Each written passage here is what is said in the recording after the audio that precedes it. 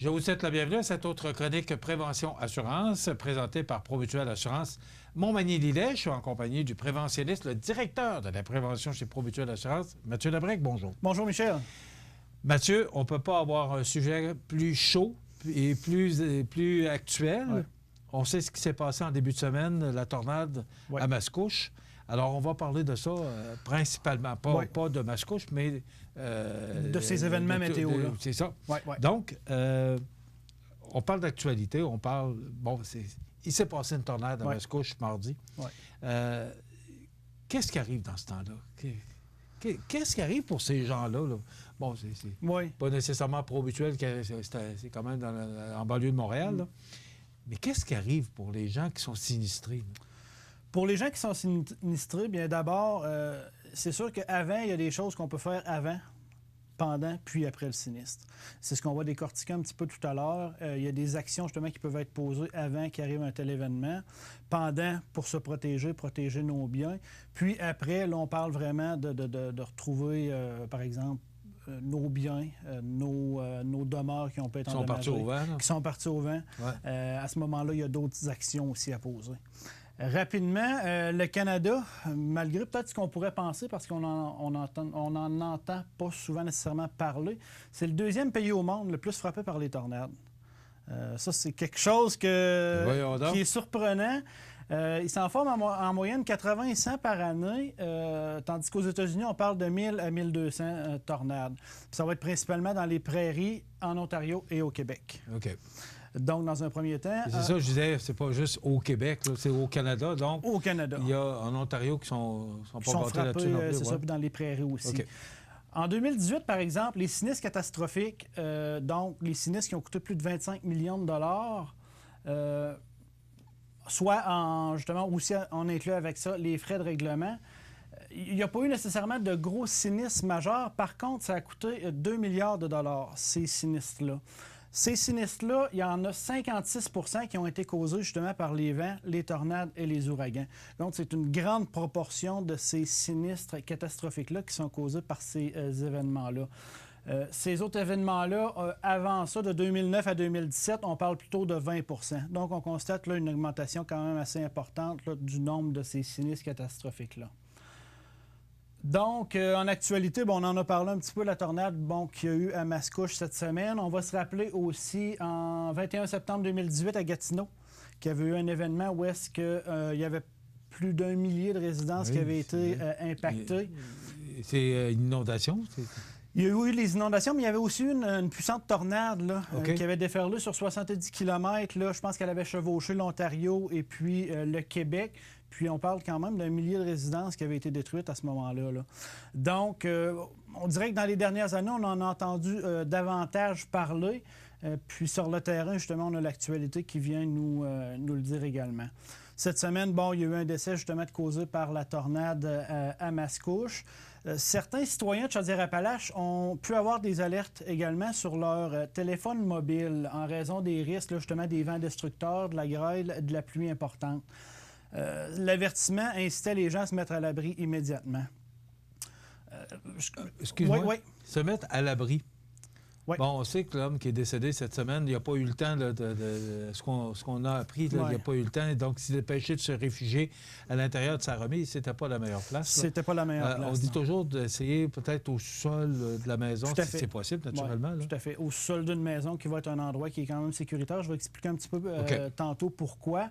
Mais c'est la problématique qu'il y a eu. Puis comme on n'est pas nécessairement confronté souvent à des événements comme ça, nos réflexes, je pense qu'ils ne sont pas encore assez aiguisés. Et on comprend aussi. Oui, tout à fait, tout à fait. Au niveau des tornades, des fois, les gens vont nous dire « Ouais, mais j'ai eu l'alerte à la dernière seconde. » Ce que les météorologues semblent nous dire, c'est que c'est un horizon de 20 minutes à peu près qu'ils vont savoir qu'il pourrait avoir une tornade à cet emplacement-là. Donc, c'est pas quelque chose qu'ils peuvent prévoir nécessairement des heures et des heures à l'avance. Mais le matin... Moi, ici, d'Environnement Canada, j'avais un avertissement de vent violent, d'orage violent, de vent violent Alors, nous, on l'avait d'Environnement Canada. Cette information-là. Le matin. Parce qu'il y a différentes catégories aussi au niveau... Ce sont des prévisions, naturellement. Tout à fait, tout à fait. Il y a différentes, justement, catégories qui sont... Ça, je vais en parler un petit peu.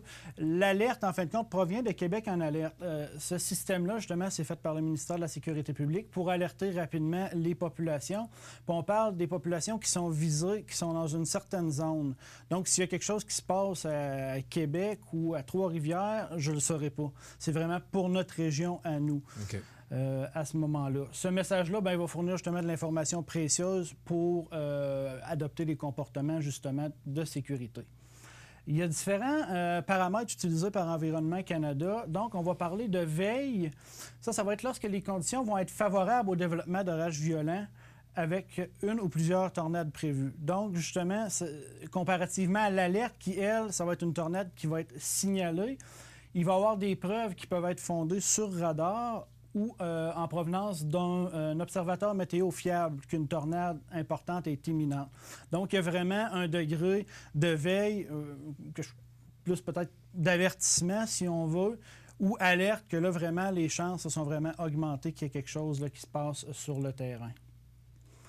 On parle beaucoup des tornades, mais les vents violents aussi peuvent justement causer énormément de dommages. On va parler de vents violents, des vents qui vont souffler à plus de 60 km/h pendant au moins 1 heure ou des rafales de 90 km/h. Et ça arrive souvent l'hiver, fréquemment. Les tempêtes de neige. Là. Tout à fait. On a déjà eu des vents à la pointe de l'île d'Orléans de 125 km/h. Oui. Ça commence à être des bons vents. Là. C'est les vents, effectivement, qui sont violents, qui peuvent causer effectivement de très grands dommages. Là. Les tornades, ce qu'il y a de particulier, c'est qu'ils peuvent se déplacer jusqu'à 70 km/h, puis changer de trajectoire de façon brusque. Donc, jamais une bonne idée de tenter de s'approcher d'une tornade. Là, on voit bien souvent des chasseurs de tornades ou... des gens qui veulent filmer. Là. Qui veulent filmer. Ça peut être très dangereux, justement, de poser cette action-là. Certains signes annonciateurs, par exemple, d'une tornade ou d'un événement météo, là, si on veut, extrême. Un ciel très sombre qui va être teinté de vert ou de jaune, des fréquents éclairs, des coups de tonnerre. On va parler de pluie torrentielle, de la grêle, des grondements ou des sifflements ou des nuages ressemblant à des entonnoirs. On en a vu beaucoup sur les réseaux sociaux de gens qui avaient filmé à partir de leur résidence où est-ce qu'on voyait des genres d'entonnoirs descendre des nuages, mais qui ne touchaient pas nécessairement à terre. Rapidement, c'est parce que probablement qu'on est proche là, probablement d'une catastrophe. Là. Rapidement, que faire avant? Qu'est-ce qu'on fait justement avant un tel événement météo? Préparer une trousse d'urgence pour la maison. Ça, c'est quelque chose qu'on devrait avoir d'emblée chez nous pour être capable si on veut, d'être autosuffisant pour une période d'au moins 72 heures. Préparer un plan d'urgence familiale, donc pendant ces événements-là, les enfants peuvent être à l'école, conjoints au travail, donc essayer d'arrimer quelque chose tout le monde ensemble pour être capable de se parler, d'avoir un plan en tête pour justement s'aider à prendre les mesures appropriées. Une autre chose qu'on peut faire, c'est nos arbres ou nos arbustes qui sont endommagés avant ou qui sont morts, ce serait de les ramasser, de couper les branches qui sont mortes, au besoin de faire élaguer ou de contacter Hydro-Québec. Suivre les alertes météorologiques en vigueur dans votre région.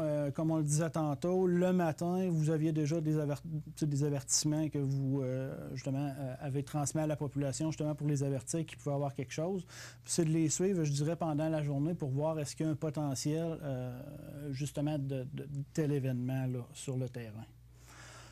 Donc, en cas de veille, lorsqu'on tombe en état de veille d'un tel événement, soit des vents violents, tornades, ce qu'on va faire, c'est ranger puis attacher solidement tout ce qui pourrait se trouver dans notre cour. Dire rapidement, si je me remets à lundi, ces veilles-là arrivent, je vais faire une tournée de la maison, on ramasse les chaises, le barbecue, ces choses-là. Parce qu'il faut penser, c'est que c'est vraiment ces objets-là, ça peut devenir des projectiles. C'est un c'est un bon point, ça. C'est ça. Fait que tout ce qui peut s'envoler avec ces vents violents-là peut se ramasser chez le voisin, sur une voiture, sur quelqu'un qui marcherait là, sur le trottoir. Fermer nos portes et fenêtres, bien entendu, pour éviter qu'il y ait des dommages par l'eau qui soient causés. Éviter de stationner un véhicule près d'un arbre, un lampadaire, des lignes électriques. De préférence, si on a un garage, on peut le stationner à l'intérieur pour le protéger lui aussi également. On va parler de reporter des déplacements qui ne sont pas essentiels. Avant de prendre la route, bien, ça serait de se renseigner les conditions routières. Un petit peu la même chose pour faire un parallèle avec d'autres événements comme les feux de forêt ou différents autres événements. Si on sait qu'il se passe quelque chose, bien, ça ne coûte rien d'aller vérifier justement est-ce que je peux me déplacer sécuritairement vers ces endroits-là. Par la suite, bien, on suit l'évolution de la situation. On respecte les consignes qui sont émises par des sources d'informations officielles. Facebook, des fois, c'est pas nécessairement une source d'information officielle. C'est pas le bon canal. Ou, justement, oui, le ministère de la Sécurité publique peut publier sur Facebook, mais on fait attention à nos sources d'information. Et justement, on va où? Si on a cellulaire ou... Le cellulaire, on va avoir les alertes un petit peu de Québec en alerte qui pourraient impacter notre région. On a par exemple, je parlais de Facebook, mais le ministère de la Sécurité publique, Urgence Québec vont quand même faire des publications sur ces sites-là. À la limite, la télévision, la radio, c'est des sources justement d'informations qui peuvent être importantes, là. Normalement, ça peut être même nos applications, par exemple Météo Média, différentes applications qui vont nous envoyer des alertes pour notre région aussi. Mais vraiment important d'avoir les bonnes sources d'informations. Ça pourrait même être notre municipalité, par exemple, qui émettrait justement des avis concernant ces des avis d'information ou des avis de... Tout à fait. Qu'est-ce qu'on fait pendant ces événements-là? On s'éloigne des portes et des fenêtres. Comme on le disait, tous les objets, les chaises, les parterres, ça peut devenir des projectiles. Donc, on s'éloigne des portes et des fenêtres. On va réunir les membres de notre famille en sécurité, par exemple. Comme on le disait, ça pourrait être au sous-sol, justement, un endroit qui va être sûr, loin des fenêtres, effectivement, du sous-sol, pour justement éviter d'être blessé. S'il y a un ascenseur, justement, si c'est plus un immeuble d'habitation, on évite de prendre l'ascenseur. Justement, s'il y a une panne de courant ou l'ascenseur arrête, on peut se retrouver pris à l'intérieur.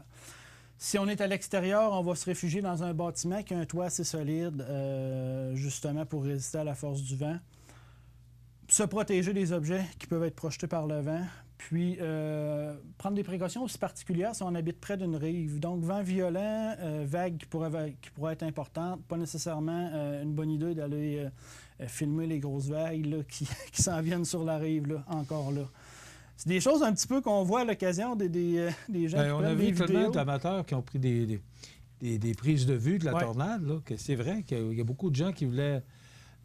qui voulaient prendre des photos de ça ou des vidéos, là, mais c'est peut-être pas la meilleure idée. Peut-être se mettre en danger. À moins qu'on soit loin, mais si on est loin, on voit pas grand-chose. Non, c'est en plein ça. Donc les gens veulent s'approcher. Tout à fait. N'approchez jamais d'une tornade. Pensez plutôt au contraire à s'en éloigner et se protéger parce que j'en parlais un petit peu. Changement de direction rapide, on peut prétendre que ça n'en viendra pas vers nous. Puis c'est des précieuses secondes, minutes là, qu'on pourrait perdre là, pour se mettre en sécurité. Si on est à l'extérieur et on n'est pas en mesure de se réfugier à l'intérieur d'un bâtiment qui va être sûr, bien, on se tient bien entendu loin des arbres, des poteaux, des lignes électriques, toutes des choses qui pourraient chuter. Maintenant, après, ces vents violents-là, ces tornades-là, ils ont passé, on constate les dégâts. Si les autorités le permettent, parce que les autorités, on peut parler des différents services, les pompiers, les ambulanciers, les policiers. Si c'est sécuritaire, on peut se rendre justement dans notre domicile si on avait évacué, par exemple, puis si notre sécurité n'est pas compromise. On dit faites-le de jour car il sera plus facile de voir justement les dangers que la nuit, par exemple. On s'assure que notre maison est sécuritaire. On n'entre jamais dans un bâtiment qui est endommagé par le vent. On ne sait pas est-ce que la structure était tellement endommagée qu'elle pourrait s'écrouler. Vérifier l'état des dégâts. On parle des toitures, les cabanons, les différents débris, nos voitures. Si on ramasse des débris, on fait attention justement.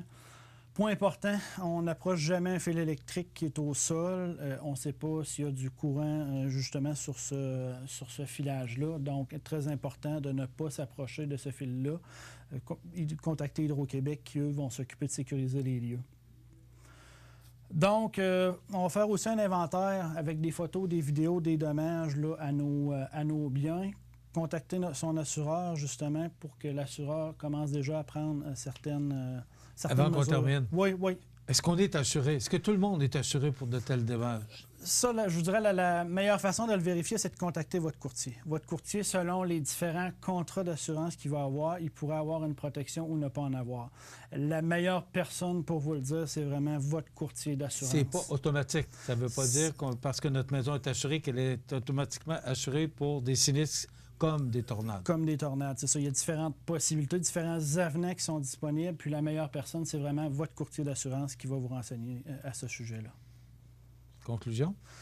Conclusion, restez attentif. Vraiment, restez attentif. Ce n'est pas des choses, surtout les tornades, qu'on entend nécessairement parler souvent, mais important de garder en tête que ça peut survenir quand même. Très intéressant et surtout très actuel comme chronique. Merci beaucoup, M. Labrec. Merci, Michel. Qui est directeur prévention chez Promutuelle Assurance Montmagny-Lillet, qui vous présente cette chronique toutes les 2 semaines. Donc, on se retrouve dans 2 semaines, effectivement. Merci, Michel. Voilà, ça complète.